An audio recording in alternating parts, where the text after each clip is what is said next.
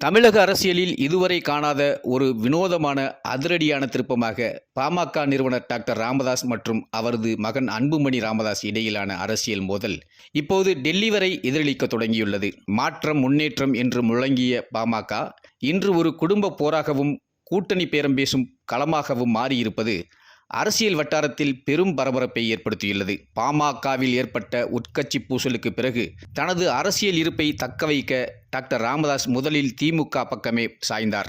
ஆனால் அங்கிருந்த விசிக தலைவர் தொல் திருமாவளவன் பாமகவை உள்ளே விடக்கூடாது என்பதில் இரும்பு கரம் கொண்டு தடுத்தார். வேறு வழியின்றி நடிகர் விஜயின் தாவேகா பக்கம் ராமதாஸ் பார்வை திரும்பியது. அங்கேயும் கதவுகள் திறக்கப்படாத நிலையில் தற்போது மீண்டும் என்டிஏ கூட்டணியில் சரணடைந்துள்ளார் ராமதாஸ்.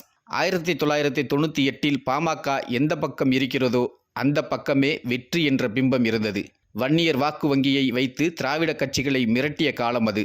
ஆனால் மாறி மாறி கூட்டணி வைத்தது தேமுதிக போன்ற கட்சிகளின் எழுச்சி மற்றும் அன்புமணி மீதான ஊழல் புகார்கள் பாமகவின் செல்வாக்கை அதலபாதாளத்திற்கு தள்ளியது. அன்புமணி தன்னை மட்டுமே வளர்த்து கொண்டார் என்ற ஆதங்கம் தொண்டர்கள் முதல் நிறுவனர் ராமதாஸ் வரை பரவியுள்ளது. ராமதாஸ் திமுக பக்கம் சென்றால் அது என்டிஏ கூட்டணிக்கு சிக்கலாகிவிடும் என அமித்ஷா கணக்கு போட்டார். இதனால் மத்திய அமைச்சர் பியூஷ் கோயல் நேரடியாக களமிறங்கி ராமதாஸின் மகள் காந்திமதியிடம் பேச்சுவார்த்தை நடத்தியுள்ளார். அப்போதுதான் குண்டை தூக்கி போட்டுள்ளார் ராமதாஸ். நான் உயிராக வளர்த்த கட்சி அன்புமணி அபகரித்து கொண்டார். நான் உயிராக வளர்த்த கட்சியை அன்புமணி அபகரித்து கொண்டார். நான் கூட்டணிக்கு வர வேண்டும் என்றால் நான் நிறுத்தும் வேட்பாளர்கள் மாம்பழம் சின்னத்திலேயே போட்டியிட வேண்டும் என்று கூறியுள்ளார் ராமதாஸ்.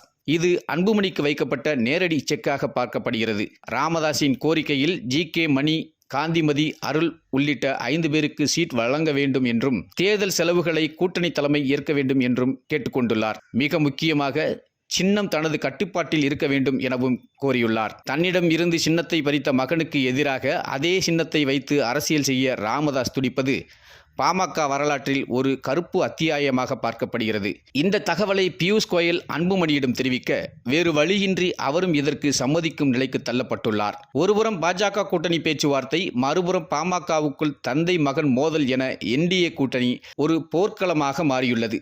இந்த குழப்பங்கள் ஒருபுறம் இருந்தாலும் வன்னியர் வாக்குகளை ஒருங்கிணைக்க ராமதாஸை உள்ளே வைத்திருப்பது அவசியம் என பாஜக கருதுகிறது. டாக்டர் ராமதாஸின் இந்த பிடிவாதம் அன்புமணியின் அரசியல் எதிர்காலத்தை கேள்விக்குறியாக்கியுள்ளது. தனது சொந்த மகனுக்கே செக் வைக்கும் அளவிற்கு ராமதாஸ் துணிந்திருப்பது பாமகவின் வாக்கு வங்கியை மேலும் சிதைக்குமா அல்லது பலப்படுத்துமா என்பது தேர்தல் முடிவுகளில் தெரிய வரும். தமிழக அரசியலில் இது ஒரு மெகா சீரியல் திருப்பமாகவே பார்க்கப்படுகிறது.